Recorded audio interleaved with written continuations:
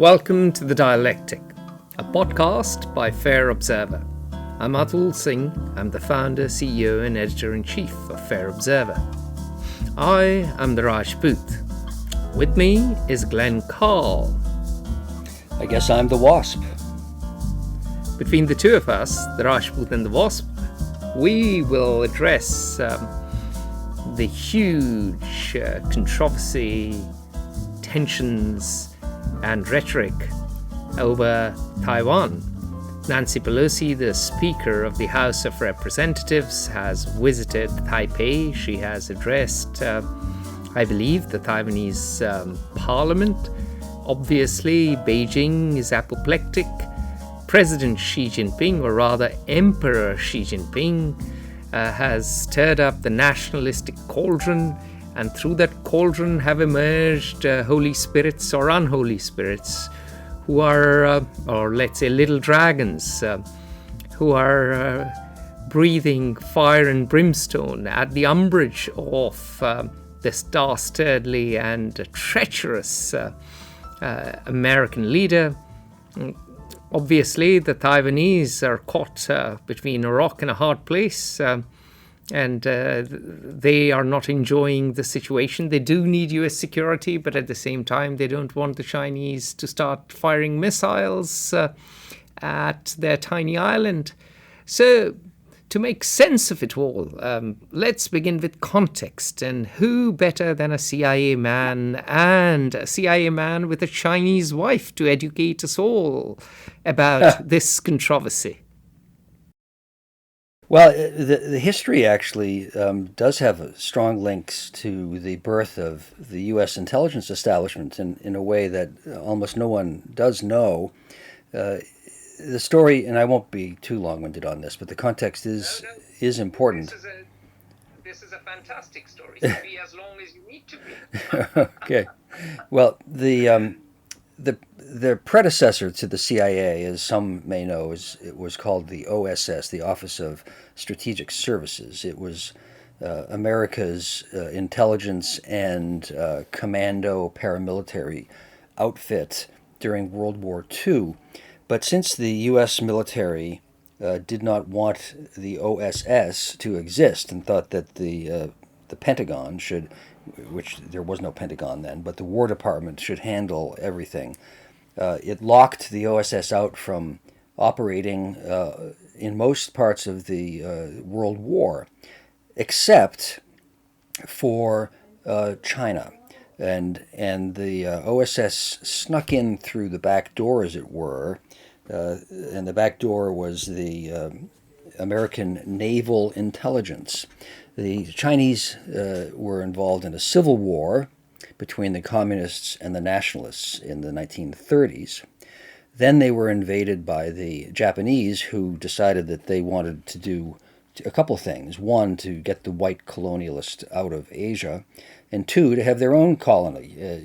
We're better are more apt to be colonizers in Asia than the Guaylo barbarian white colonizers. So the U.S.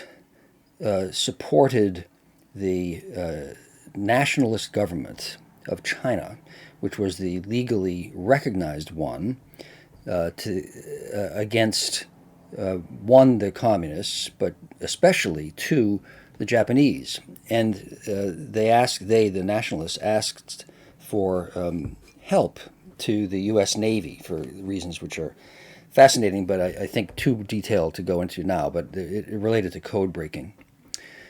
And it was through that link that the OSS came in contact with and was able to operate in China in support of the nationalists. Then the U.S. entered World War II against Japan, of course. And so the U.S. and China were allies against Japan. That was the main reason for the American presence in China at that time. The problem for the Americans came with the Civil War, because who would win and whom should the United States support? And the U.S. Was divided on that point, frankly. The OSS the intelligence community, to a significant extent, recommended supporting the communists as less corrupt. That's debatable, but that was the position. And the Pentagon and the diplomats who were appointed by the ambassador being a conservative sided with the nationalists. And so the decision was, we have to oppose communism, which is this global, worldwide threat. And so the U.S. aligned with the nationalists. But the communists won. The nationalists fled from the mainland, having lost the war, to Taiwan, which has been part of China really for 400 years now. It was occupied by the Japanese, but Chinese really.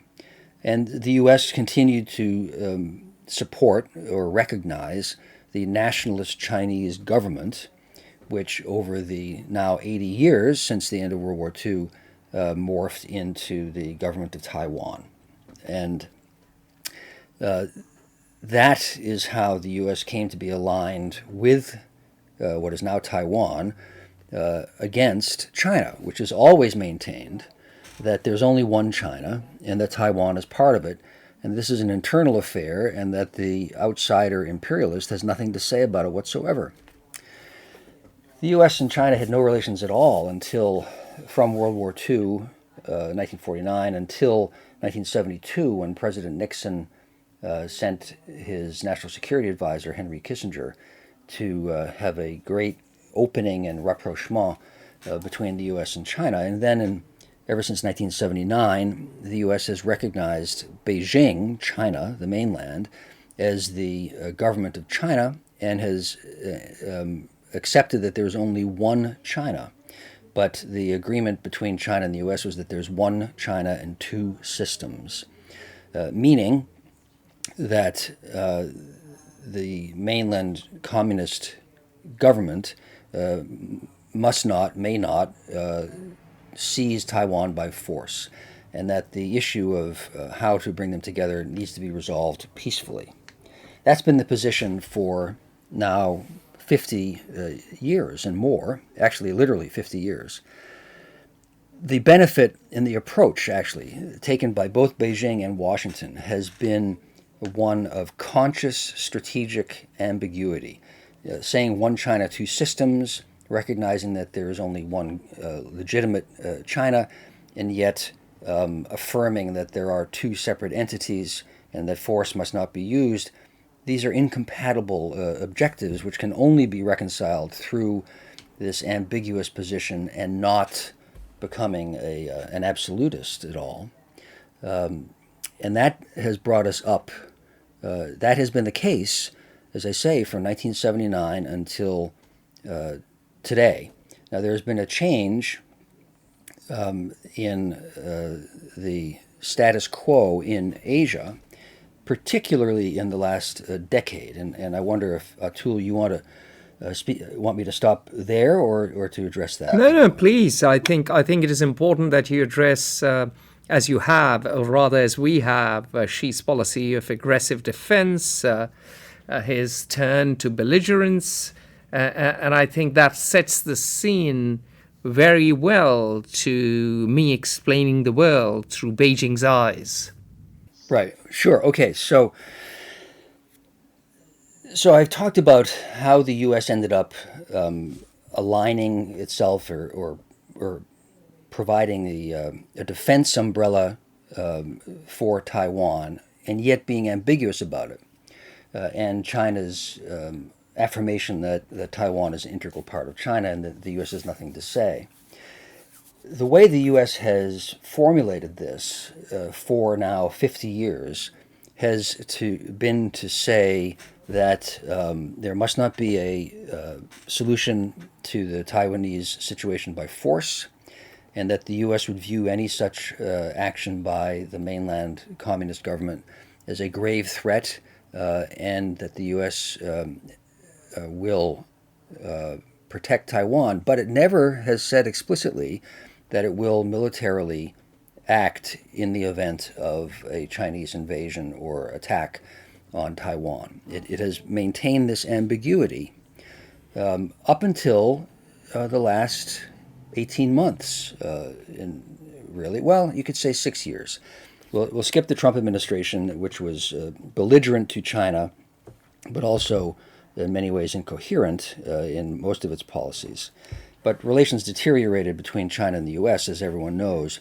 With regard to Taiwan, I think the more relevant point for today's crisis is that a number of months ago, President Biden, who has a reputation of making verbal gaffes, which I think is unjustified, but he has that reputation, said, well, of course the United States would defend Taiwan if China attacked. The apparatus of the U.S. government, the State Department, and other bodies quickly backtracked and said, no, we haven't changed our position of strategic ambiguity. This is a grave matter of concern, but we have not formally pledged to defend militarily in the event of an attack. Well, was this a gaffe by President Biden? I have always maintained for decades that Biden's reputation as a gaffer is unfair, and I think it's largely based on, one, his opponents, who, if you can belittle someone, of course, that's to your advantage. And they're frankly taking advantage of the fact that Joseph Biden has a stutter, and he does struggle to formulate his words sometimes, rarely, but some. I think it comes from that. I don't know, but I tend to think that Biden's, quote, gaffe actually was an intentional step to inject more uncertainty and apprehension in Beijing, because there have been two changes fundamentally in the past decade in Asia and in the global geostrategic context. One is that China's military now has global power. It is a peer rival of the United States. That was not the case 10 years ago and more. During crises, China could get angry but could not do much about anything. Now they can. They can project their power now to such an extent beyond China's shores that U.S. aircraft carriers will not operate really in the event of a war within 1,500 kilometers of the coast because of Chinese missile capabilities. So China's military capability has grown dramatically. Two, in the past 12 years in particular, Xi Jinping, president of China, the emperor, he really is the new emperor, as Atul said wryly but accurately, has dramatically played the nationalist card. The Chinese Communist Party regime's legitimacy has been based on two pillars, really, two bases, foundations. One, providing ever-increasing economic prosperity and wealth to individuals. You can get rich so long as you accept the regime. And two, a strong nationalist thread to Chinese government statements and policy. You always will blame the outsider, and China has a colonial history of a century of humiliation. And by playing this card, making the neo-colonialists and the global imperialist Americans the boogeyman, you can garner support for the state. Those two developments have created a different world now, so that a trip by Nancy Pelosi or whomever to Taiwan can become and has become actually a global crisis. And I think Atul can expand on China's perspective in this whole issue. Yeah, Glenn, to be fair, when you talk about the century of humiliation, there was a century of humiliation for both India and China. So that is where, and for India it was 2, or if you want to calculate, it's 8. So in a way, both these countries are coming out of that period of colonization. And in the case of China, of course, the way they see the world, they had a terrible 19th century disorder, rebellion. I don't want to make it sound like a litany of woes, but it was a litany of woes. They lost the Opium Wars. They were luckier than many other countries. This is what they do not recognize. They were much luckier than India. They were much luckier than Vietnam. They were not taken over by either British or French troops completely. And yes, they suffered enormously under the Japanese. But Japan was too little to really digest China. It did not impose, for instance, what Britain imposed in India, which was an egregious land tax. And if you couldn't pay that tax, your land was seized and auctioned off to the next highest bidder. This led to the biggest wealth transfer in Indian history, and there were more famines under British rule in India than in the 2,000 years prior to the British arrival. So I'm not mitigating Chinese suffering at all, but what I'm saying is that China was unfortunate, but not as unfortunate as some other entities. But China sees itself as the Middle Kingdom.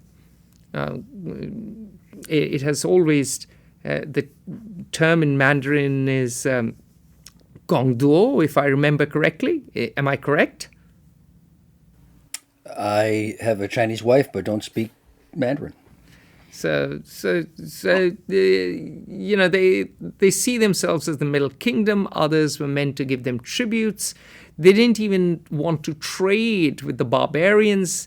And suddenly the barbarians, with firepower, with naval advantage, take over the coasts, impose an opium trade, bit by bit take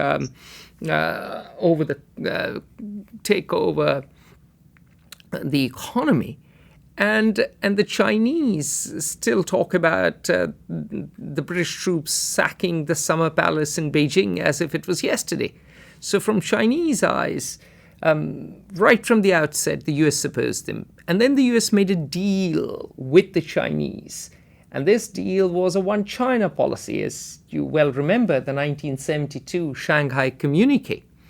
And as per this communique, the US would recognize Beijing as the representative of all of China, and Taiwan was de jure seen a part of China. Of course, de facto, it was then run by the Kuomintang, and the Kuomintang also actually dreamt of reunifying China under its rule. The Kuomintang didn't want a two-China policy as well, lest we forget.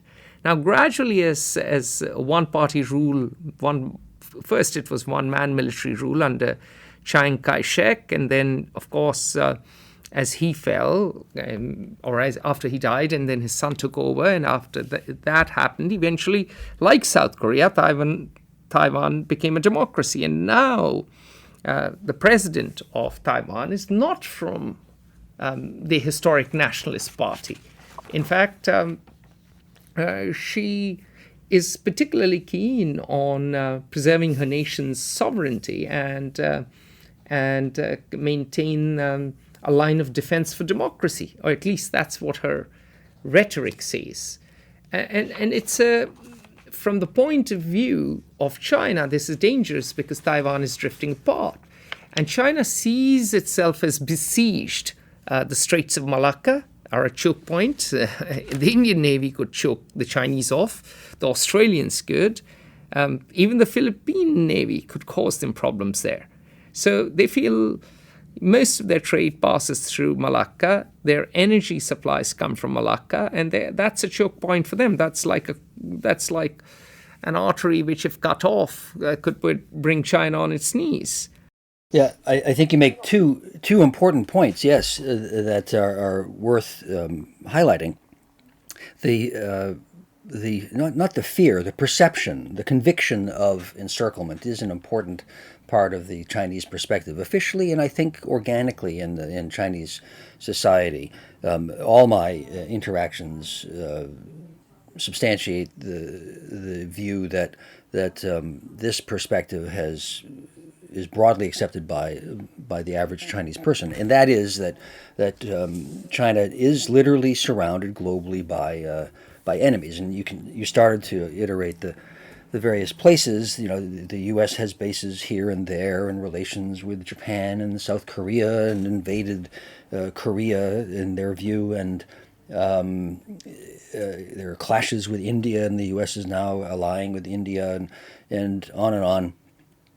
And then the second perspective, which is really important, I think, is you can compare, I think, the Chinese perspective in a thumbnail view, but a deeply held one, with how the Vietnamese felt or feel, or how, frankly, most now ex-colonial countries and societies feel.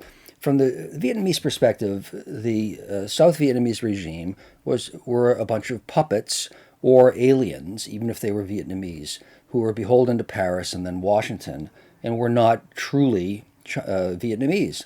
From the Chinese perspective, that is the same with the nationalists. Not only are they capitalist roaders and running dogs of imperialism and so on, of capitalist imperialism, but they are puppets.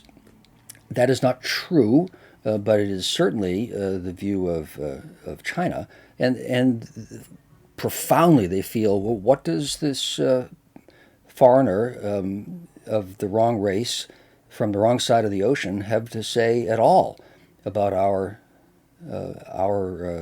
internal affairs? And end of story. Exactly. And so for the Chinese, as you've very well summarized, they have no friends. Even Russia fought a war with them, a border war with them. So they fought with the Russians, they fought with the Indians, they fought with the Vietnamese. They have tensions with the Taiwanese, who are next door. There's South Korea sitting right next to their northern coast. They have Japan.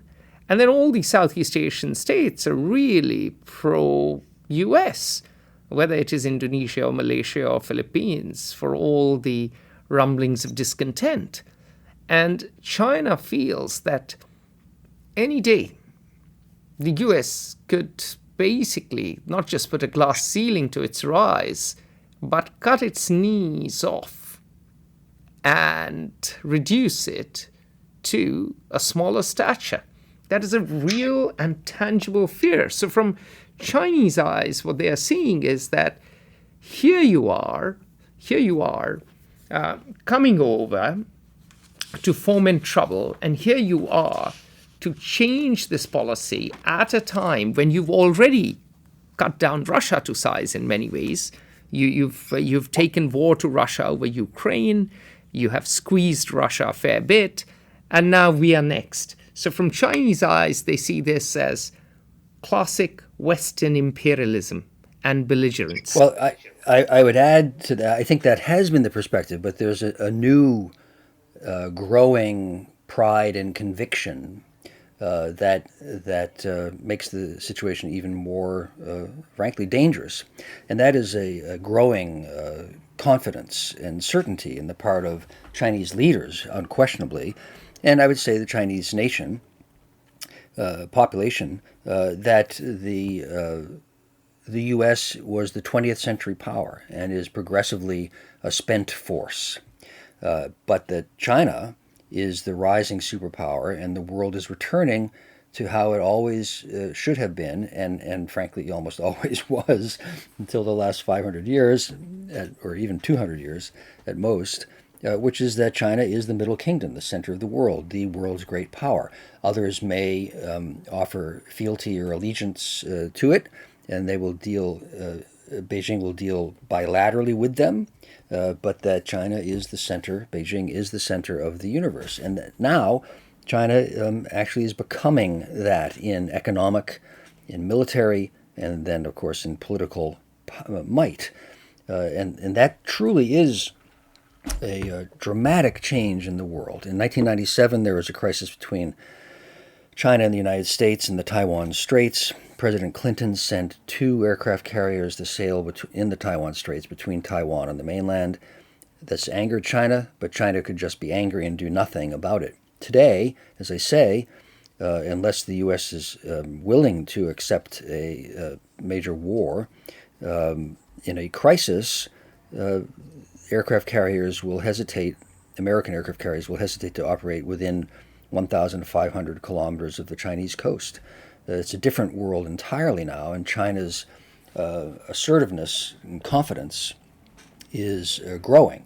And if I could talk about the geostrategic framework. No. I think I'm going to interrupt you, Glenn. I'm going to be frightfully rude. I think what we need before geostrategic realm is to think about the U.S. perspective, and we should break it down into geostrategic, the Republican view, and the Democrat view, because America is an extremely diverse and plural country. It is not ruled by one man. In fact, America's president can't even get his vice president's office in order. Forget about Nancy Pelosi's office, and forget about the Republicans on Capitol Hill. And come midterms, who knows who may rule. So America has too many power centers. America has the opposite problem of almost being dysfunctional, if not in civil war. There is massive discord in America. So let's look at the U.S. perspective, but let us look at it through the geostrategic prism, which, of course, you as a retired CIA officer would know very well, but we also should look at the Republican viewpoint, worldview, and the Democrat worldview, and then we move to the next section of the podcast. Sure. Well, the Americas were discovered. Columbus discovered them as he sought to go to China, and the reason he was seeking to go to China was to he was going to India, if I remember. That's why he called the Native Americans Indians. He was going to India for spices. Spices. But silver from China. Maybe advanced Kama Sutra too, given the fact he was Italian.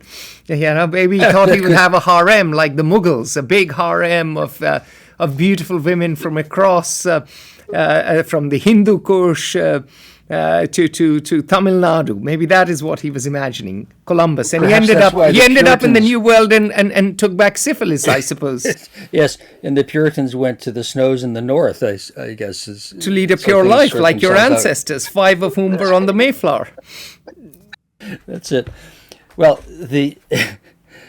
I'll stand half corrected about the Indian spices, yes, indeed. But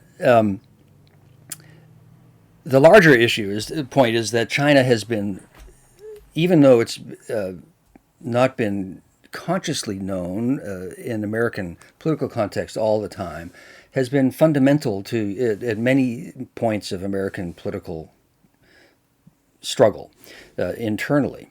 And that certainly was the case during World War II and after the victory by Mao and the communists in 1949 over the Chiang Kai-shek and the nationalists. The issue in American politics became who lost China was the expression. And this was something, a position taken and trumpeted by the Republicans, because it was a Democratic administration at the time. It was President Truman when Beijing was conquered by Mao. Ever since, there has been a divide, really, between Republicans and Democrats. Now, this is broad brush, but on the whole, it is accurate. I mean, but let me very quickly interject. But it was Nixon who went to China. It was Henry Kissinger who negotiated with Deng Xiaoping. So the Republicans haven't entirely been this hawkish party on China. And George Bush Sr. was ambassador to Beijing and actually had a very smooth relationship with Deng.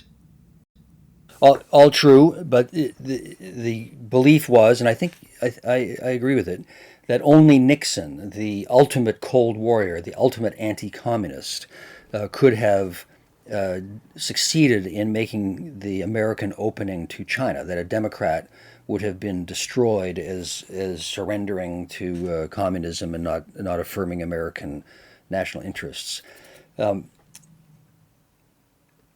Broadly speaking, the Republican view has been that China is a strategic threat and that the U.S. must dominate China. So the Chinese fear that the U.S. is seeking to encircle and hinder its development or stop it. There's truth to it when you look at the conservative wing, certainly, of the Republican Party.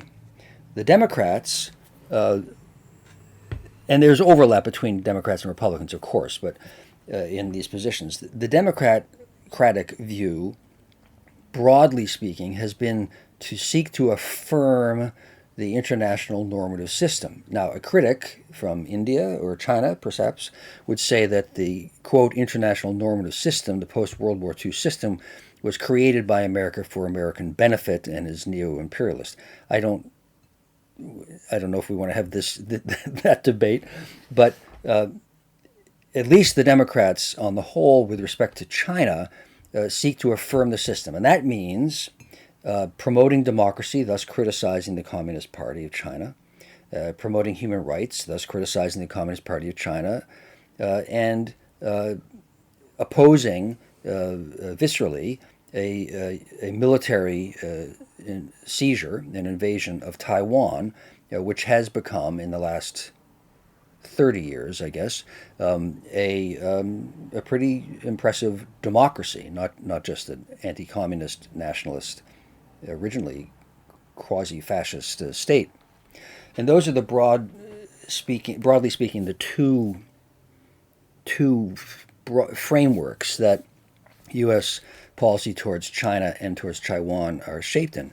And Nancy Pelosi, as the country's most powerful leading Democrat, embodies this. And she has, for her 30 years in public office, been quite consistent in her position opposing Chinese violations of human rights and fundamental anti-democratic nature. She traveled to Tiananmen Square in 1991, held a banner up honoring the students that the regime had killed, and there were hundreds of them, was arrested and I think deported, and then ever since then has had similar positions with regard to Chinese human rights and democratic violations.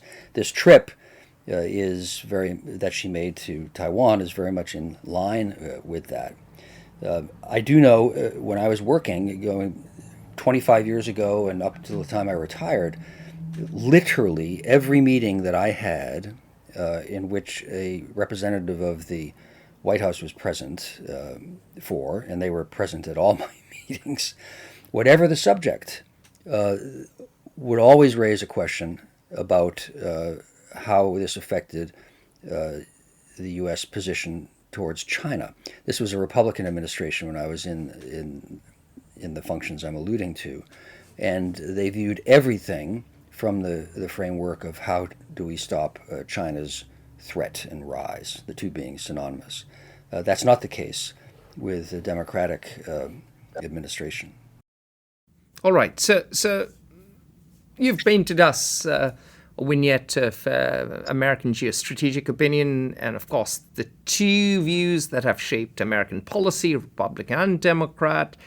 Now let me get back to Nancy Pelosi, who has been a bitter critic since 1991 of China, who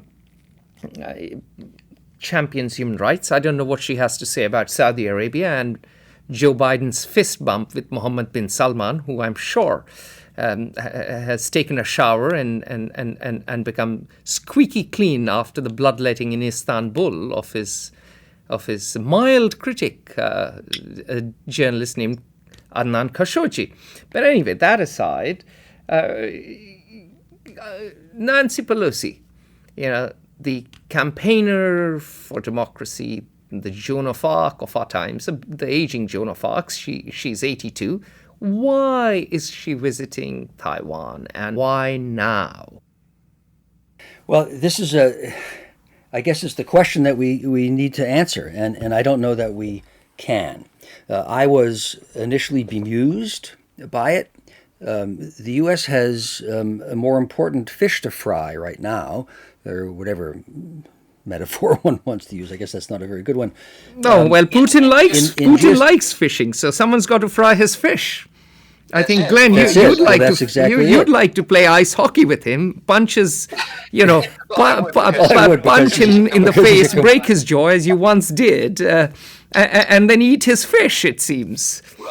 Well, I can state with confidence that as a hockey player, he is a complete fraud. There's no question about that, and he should therefore be drummed out of public life for having sullied such a wonderful sport. However, right now the top contemporary, immediate issue and concern, strategic issue for the United States, I think, should be stopping Putin from his invasion in Ukraine.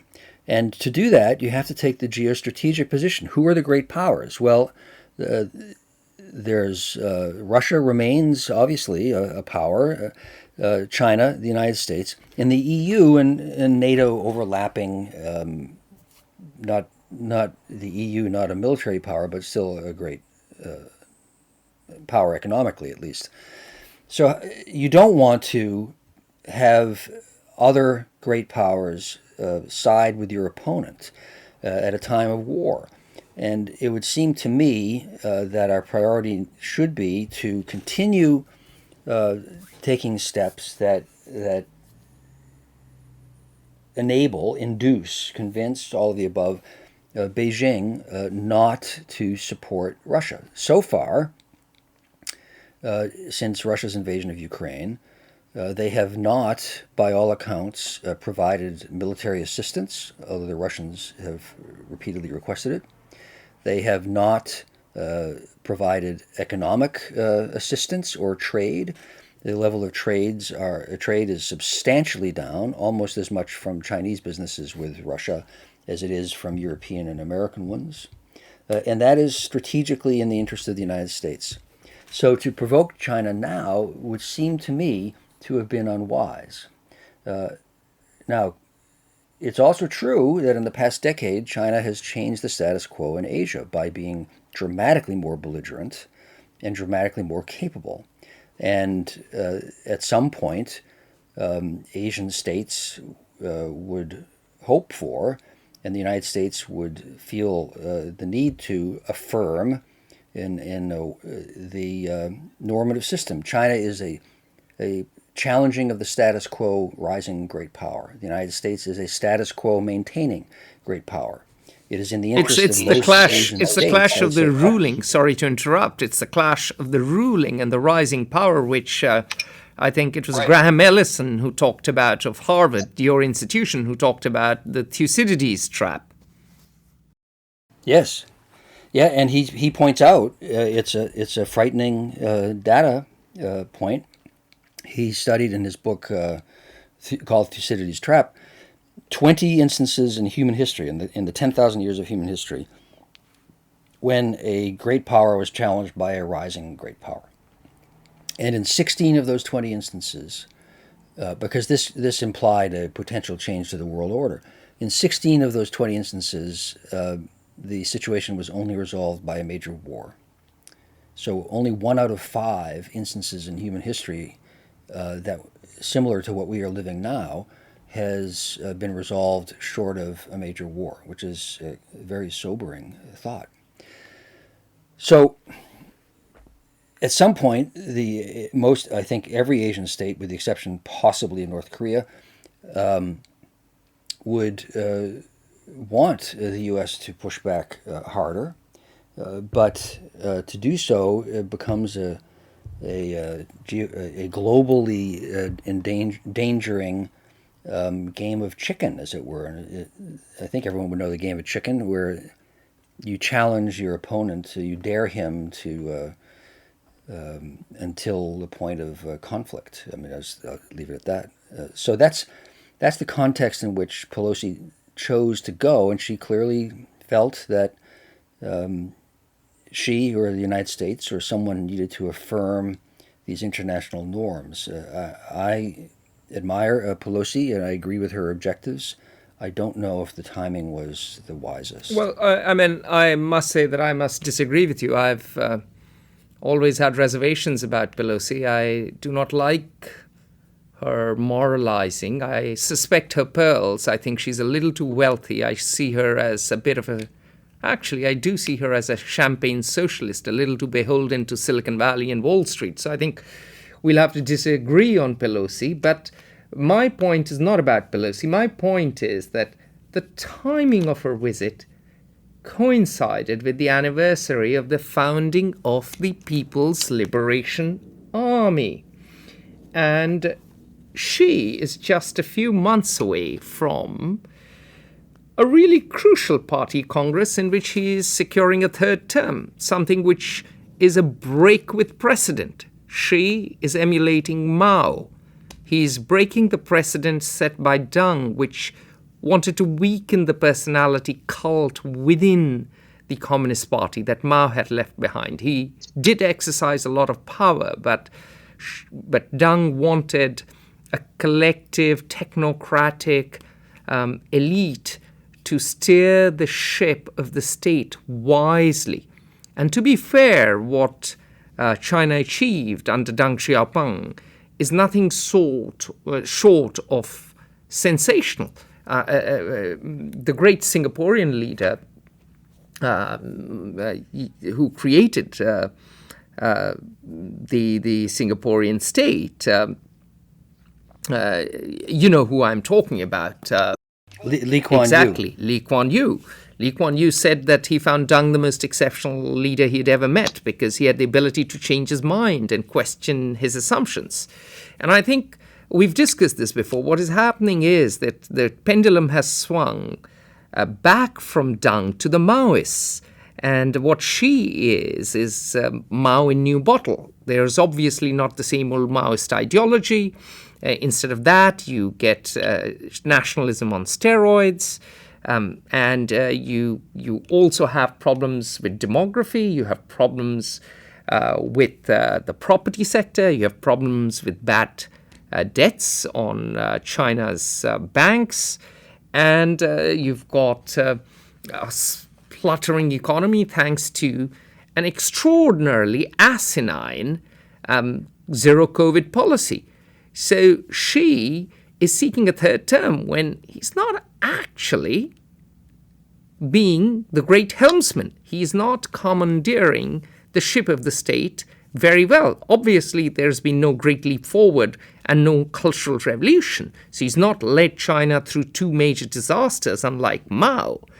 But I think he's getting close. Well, I would... I certainly agree that the strains in the Chinese system are substantial and growing, and that Xi is...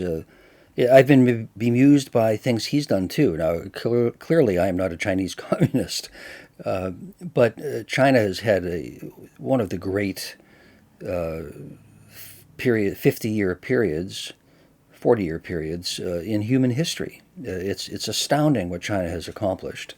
And China could continue to achieve most of the objectives it has by having continued basically Deng's policy. And he was no wallflower. He was a Chinese communist nationalist also, but a good deal more subtle and flexible one than it appears Xi is. Yeah, I mean, look, I would argue that he was a lot tougher than Xi. He survived the long march. He survived persecution. His son was thrown out of a window and ended up paralyzed. I mean, Xi, fundamentally, yes, he suffered during the Cultural Revolution, but Xi's a princeling. He's not had to struggle the way Deng did. And in a way, it seems to... Sorry, you were saying something. No, I was just vehemently agreeing with you. Yes, I completely agree. And Xi seems to be a modern version of Kaiser Wilhelm I. He's squandering what the Chinese version of Otto von Bismarck, who of course wasn't tall at all. Bismarck was a giant of a man, and Deng, in comparison, was a midget. But Deng was a giant of a man, when it came to political stature. And Xi is doing to Deng exactly what I see Kaiser Wilhelm I do, or Kaiser Wilhelm II, do to Bismarck. He's squandering a phenomenal legacy. I haven't thought about those comparisons, but I think that they are apt, and they are quite disturbing because it's yet another... history doesn't repeat itself, but human nature doesn't change, and nor do international relation dynamics. And history doesn't repeat itself, but it rhymes, as someone said. Yeah, that's very well said. Well, unfortunately, we might find a rhyme between German and Mandarin progressively, which is alarming. Yeah, but Now, here's the so thing is that here's where I find Nancy Pelosi. Maybe she's 82. Maybe she should just retire and enjoy her pearls and her millions of dollars of assets and wonderful beach properties. Why is she poking the dragon in the eye? Is this the time to slay the dragon? The dragon is actually sick, and the dragon may actually collapse under its own weight. But why pick a fight with the dragon and make it breathe fire? I completely agree with that. I don't agree with your characterizations of Nancy Pelosi, whom I think is possibly the greatest Speaker of the House in American history. We'll have to disagree, Glenn, there. We'll have to disagree. That's a different subject.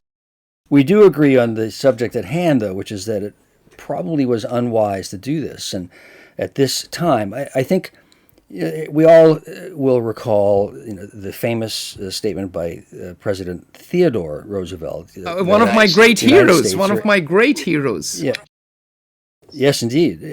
Or any state should speak softly but carry a big stick. And I think that and here I'll combine Theodore Roosevelt's approach to foreign policy with Marxist analysis. My God, it seems Peter Isaacson is influencing you. The world is coming to an end. No. Well, for those listeners who don't know who Peter Isaacson is, sorry to interrupt. For those listeners who don't know who Peter Isaacson is, he's the chief strategy officer of Fair Observer, and he has penned over 1,000 pieces. So he is Methuselah. He may the gods, and of course I'm pagan, so may the Greek gods and the Norse gods and the Indian gods bless him, and may he continue to have such fecundity for a very long time. And he's an inspiration to all of us. So in his 70s, he pens something daily. It's hard to keep up with editing his pieces. And he is, of course, takes, shall we say, a more left-leaning view than both Glenn and me. And so I was joking that Glenn is combining Teddy Roosevelt with Marxism, and perhaps he might be reading too much of Peter Isaacson's columns. Could be. It's my years in Europe. But the point I was going to make, feeble or insightful as it may be, is that I think what the U.S. should have done, what Pelosi should have had her approach, is, okay, what is the U.S. objective? It is to not allow China to change the international system, to not allow China to swallow violently Taiwan, or to invade Taiwan. So how does one do that? Well, you could take a series of steps, such as saying nothing, but arming even more substantially and progressively the Taiwanese, so that the costs to the Chinese regime of an invasion would make it not worth the attempt.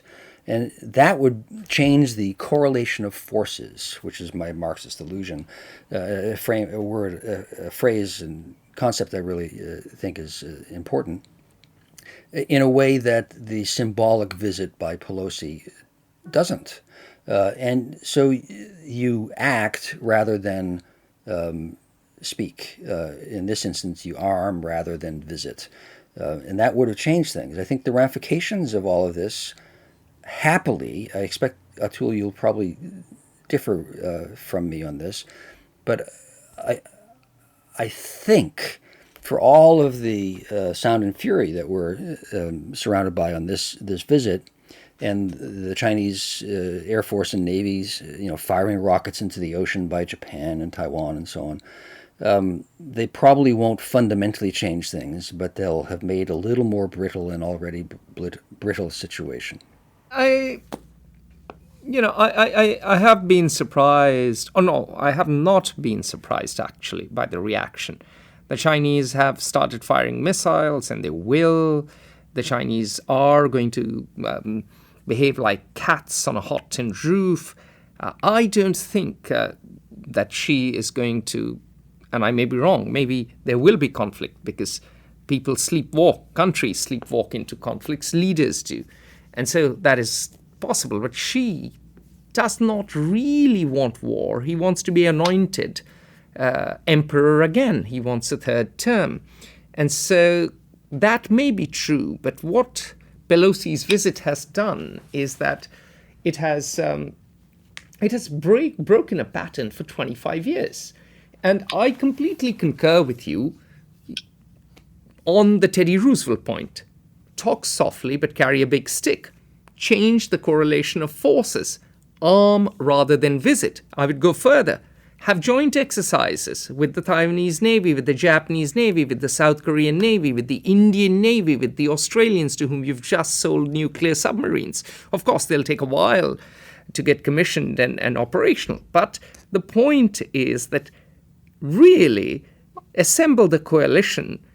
And Asia, in any case, was feeling neglected by the US in the wake of the Ukraine war, because Asia, and I know this because you and I, of course, met the Japanese defense attaché not too long ago, and I met him just a couple of days ago over a long dinner we hosted together. We know from talking to various Japanese, and not just him, we know from talking to Professor Haruko Sato and many others, that Japan feels a sense of vulnerability because they don't know if the US is as committed to Asia as it is to Europe.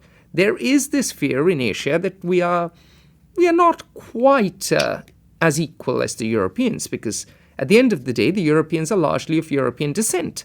And so given that reservation, what America needed was to change the correlation of forces, arm rather than visit, create more collaboration, particularly between defense forces who feel threatened by the rise of China.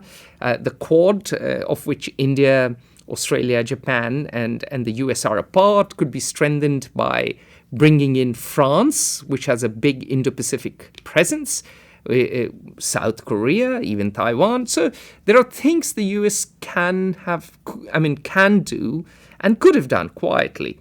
But instead, we get a politician before a midterm election flying in, making a symbolic visit, and behaving just like any demagogue would to rile up the mob. And I'm frankly very disappointed. I think it is all of the steps that you say that the U.S. should be doing. I do believe the Biden administration has been doing quite impressively.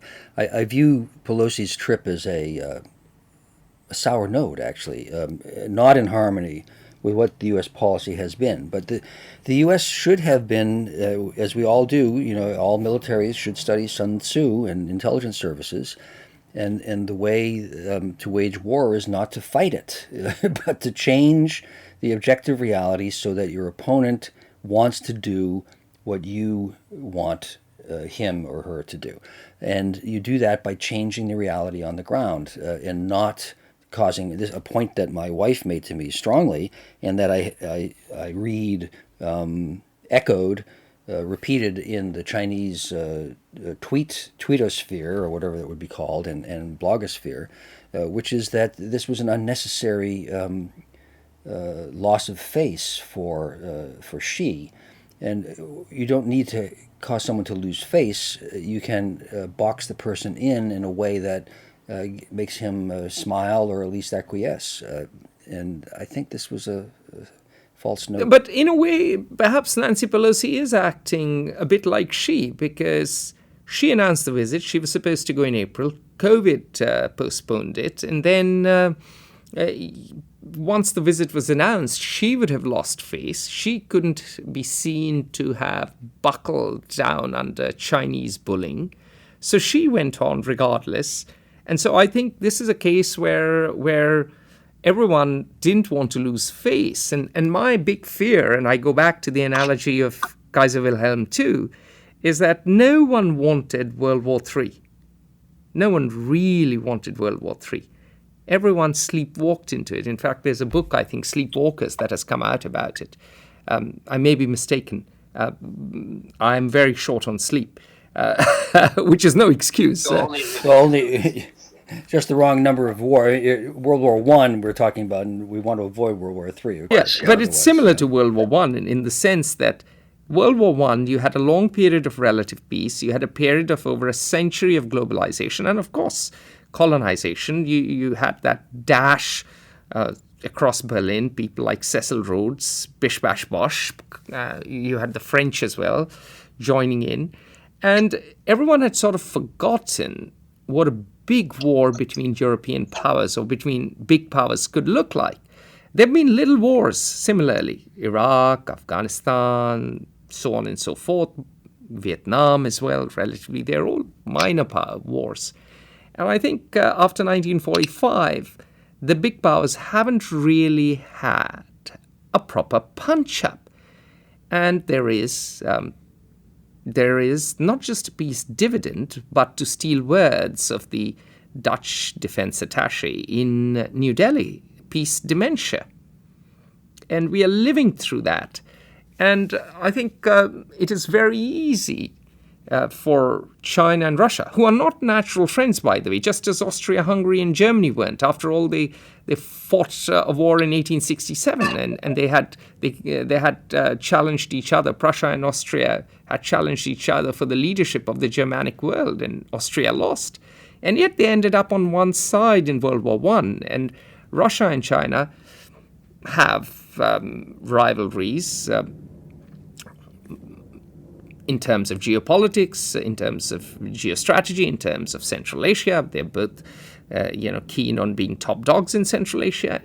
And of course, they have a border which is sort of settled, but I'm not sure it is as settled as it seems. And yet, they could be the Germany and Austria-Hungary of today. So I think everyone is just behaving in a slightly irrational manner. In fact, there's an article by Stephen Roach in the Financial Times who talks about two insecure superpowers stumble towards collision over Taiwan, and I think Stephen may have a point. Well, I don't know that they're insecure, but certainly I view it more in the framework of a rising power challenging a status quo power. No power wants to lose power, and these are not easily reconcilable, a reconcilable dynamic. And there are objective reasons. Neighbors will have reason to disagree more than people who are far away from each other, that Russia and China will have tensions. But I'm not too concerned about that, because in the great power dynamic, you will become a friend of the enemy of your enemy. That is Chanakya, that is Kautilya, by the way, the great Indian thinker, the Indian counterpart to Sun Tzu, who said this, I believe, for the first time. Well, this is human nature doesn't evolve, I'm afraid. And a very depressing thought, and this, not to take us tangentially too much, is my grandfather grew up in the West, in the Wild West, 130 years ago, and I grew up with him. And he told me about when Halley's Comet came to Leadville, Colorado in 1910. It came to the Earth, but that's where he lived. And that the town went crazy. He said everyone had gone completely insane, talking about the ends of the earth and bemoaning this in street corners, and then acting in completely, the civilization sort of collapsed for a brief period. And I used to think, well, how primitive. We've evolved from these Wild West cowboys. But of course, that's a nonsensical thought on my part, because we're no different whatsoever. And our response to the pandemic has been almost the same as the English and French responded to the pandemic in 1350, or to the cowboys in 1910. So our great leaders in Beijing and Washington and Taipei are not so great. They have feet. As human as we are. Yeah, they're feet of clay. Which brings me to the final part of our podcast, which is, what are the implications of the future? What beholds some crystal ball gazing by the great CIA man? Well, who would that? We'll have to find someone. No, well, I think I'm probably I'm repeating myself a little, I guess, but I am hopeful, and I think that the consequences are going to be less than the sound and fury of the moment. It doesn't change the underlying dynamics, which are an increasingly aggressive and capable China, and a less quickly but increasingly reactive United States, which will have the support but not the initiatives of other Asian states. And I don't think the visit changes that at all. And that's the deeper alarming reality. This trip, I think, could have been avoided. I agree with her objectives, but that's irrelevant to whether she should have taken it or not. And I think and I hope those are the ramifications, because otherwise it will simply make an already increasingly difficult international situation in Asia worse. Well, you just mentioned that you agree with Pelosi's intentions, and I'd just like to say that the road to hell is often paved with good intentions. And The Economist had a great line that Pelosi might have wanted to create a moment of moral clarity about America's support to Taiwan. She probably considers this her legacy. After all, this might be her last term as Speaker. She's 82. And so this might be her quest for immortality. But she might just have created a moment of danger because the visit per se is nothing. I agree with you. The long-term tectonic shift is inevitable. The differences between communist China and superpower, a democratic superpower, were irreconcilable as early as 1945. I think the US was clear that it wanted to curtail communism, and of course China wanted to preserve communist rule and integrate Taiwan. And of course, in 1972, that great communique papered over the cracks because both of them wanted to contain Soviet Union. And as long as people were subtle and flexible in both countries, things could carry on. Now, with China as a threat, there has been a trade war, there is a tech war, and I would argue now there is a Cold War of sorts. Now, China is indeed a challenge, and the US feels threatened. And so the US is no longer willing to behave in as sophisticated a manner as it once did. And China, of course, is very prickly. Haruko Sato, with whom I've done a podcast, and I was speaking the other day, and she said that China has risen a touch too fast, just as Japan did back in the 20th century. And the Japanese had no experience of diplomacy. They had no experience of imperial rule. They didn't really know divide and rule, unlike the British or even the French. They were crude. So were the Germans. And the Chinese rise could be meteoric, but it could also come crashing down like a meteor. And there's a lot that she finds similar between the rise of Japan then and the rise of China. Of course, China is a global power. Of course, China is bigger than Japan. But Xi Jinping is clearly prickly. I mean, who gets so upset over a cartoon that compares him to Winnie the Pooh? It's not such a big deal. It's not such a biggie. Well, I hope that, pardon me for jumping in, I hope our listeners know what you're talking about, because I have often cited this little factoid as actually more important than the absurdity that it contains. Oh, please explain. Xi Jinping, please explain. Yeah. various bloggers and tweeters in China thought that photographs of Xi Jinping resembled photographs of Winnie the Pooh, the lovable bear. Who doesn't love Winnie the Pooh? And so they posted this. They said, "Look at our president," or some such thing as that. When I first saw it, I thought it was endearing, and that was the end of my thought. Xi Jinping felt otherwise, and the people who posted these figures were arrested and put in prison because you don't denigrate the great leader. That's a pretty disturbingly thin-skinned regime to do that.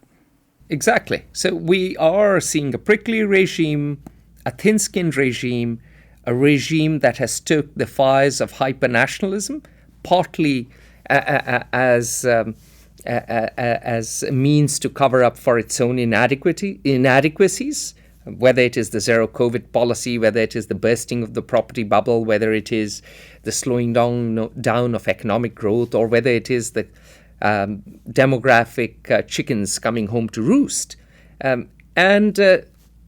Therefore, we are at a dangerous moment in history.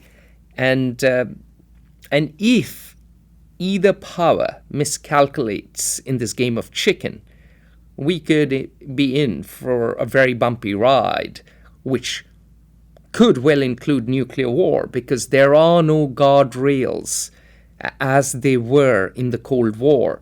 And the attempts to establish them at this moment won't go anywhere. So, in my view, we are really living in perhaps the most dangerous time that we have since Hiroshima and Nagasaki.